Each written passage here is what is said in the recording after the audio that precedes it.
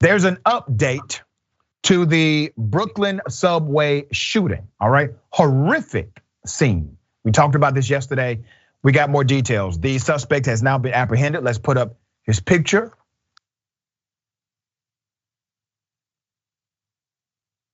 His name is Frank R. James, 62 years of age. They are calling him both a person of interest and a suspect. We're not splitting hairs on that. He's the individual that they have now detained for the crime, all right? As the hunt continued, you got elements of assistance coming in the offer of $50,000. We don't know if that was the catalyst to bring him in. James is said to have a past criminal record in New Jersey, which includes 3 arrests on charges related to petty larceny, disorderly conduct, and trespassing. He actually has no history with violence. Now, some people would debate me on that because there's one charge of terroristic threats, but investigators said that those threats were just similar to ones commonly made by someone who's upset or emotionally disturbed. Crime Stoppers released photos on their Twitter account. The gunman set off smoke grenades in a crowded subway, fired at least 33 shots with a 9mm handgun. Let's go to some of the video.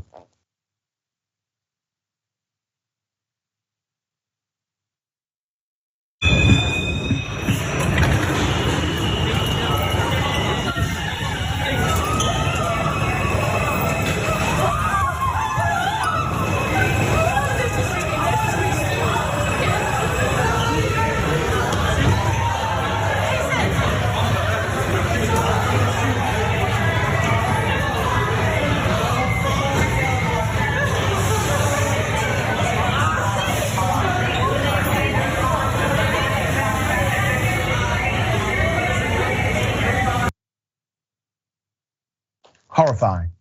These individuals were simply trying to go to their destination, maybe work, maybe home, maybe on a date. At this point, we know that 5 victims are in critical condition, but they are expected to survive, all right? And at least a dozen people who escaped the gunshot, who escaped, got wounds, they've been treated. Others were injured because of the smoke. This is a developing story. Now, if this individual committed these crimes, Mr. Frank James, if he committed these crimes, that's an evil thing to do. Total disregard for human life. Ms. Dahl, thoughts on this case? It's so tragic, and the number of people terrorized is so large. The subway system in New York is essential. And this kind of speaks to what we talked about in the last segment, is the gun problem in America. How are we this country where we believe that you can have the American dream? How does it coexist with the kind of gun violence we're having? It's going to become unlivable. That, and it seems like he has some mental illness. His tirades, his video tirades. He seems very aware of what's happening in the news. He knows specifically about the mayor's homeless problem.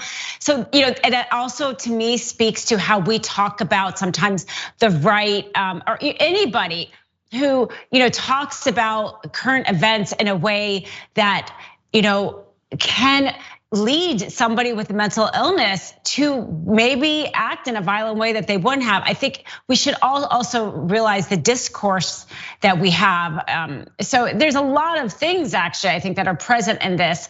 I don't know if anyone's gonna do anything about it. I'm always wishing something will change, but unfortunately it just seems like we have one other attack like this after another with nothing changing. Yeah, it is sad. And I'm going to read this from one of my producers. The police were alerted to his presence by pictures on social media that showed him wandering around the area of East Village. Police engaged with him at 1:42 p.m. Eastern time without incident. So it seems as if he was unaware that he was basically the most wanted man in America.